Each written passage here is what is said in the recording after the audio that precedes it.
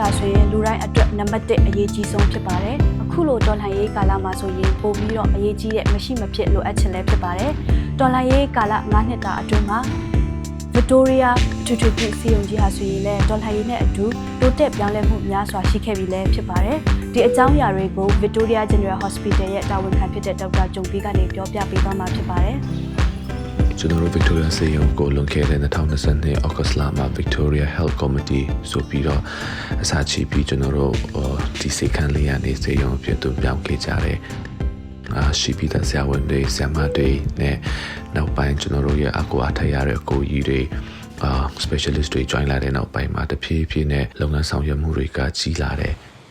လွန်ခဲ့တဲ့2024တနှစ်တည်းမှာပဲလူနာပေါင်းကျွန်တော်တို့1000ကျော်ကျွန်တော်တို့ကြီးခဲ့တယ်ခွေးစိတ်မှုပေါင်း1300ကျော်ကျွန်တော်တို့လုပ်ခဲ့တယ်ပေါ့နော်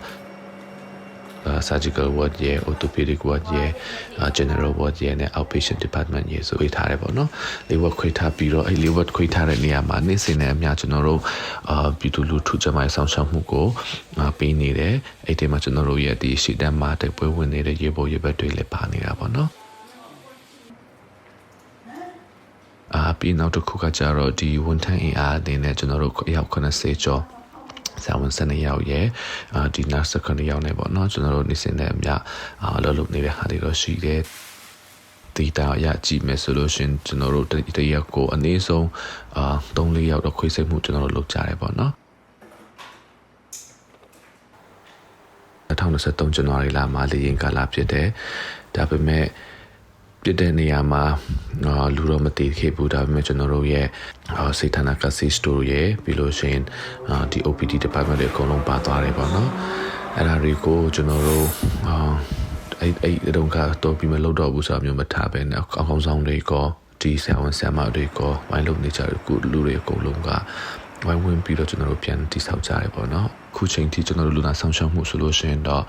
လူနာပေါင်း3500ကျော်ကိုကျွန်တော်တို့ဒီကျန်းမာရေးဝန်ဆောင်မှုပေးခဲ့တယ်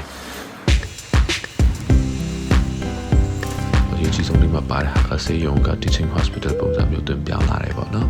ဒီကျွန်တော်တို့စီမံနေစင်တဲ့မြဒီဆေးနဲ့ပတ်သက်တဲ့သင်တန်းသားတွေရှိတယ်သူနာပြုသင်တန်းသူတွေလည်းရှိတယ်လက်ရှိမှာစေယုံကြီးက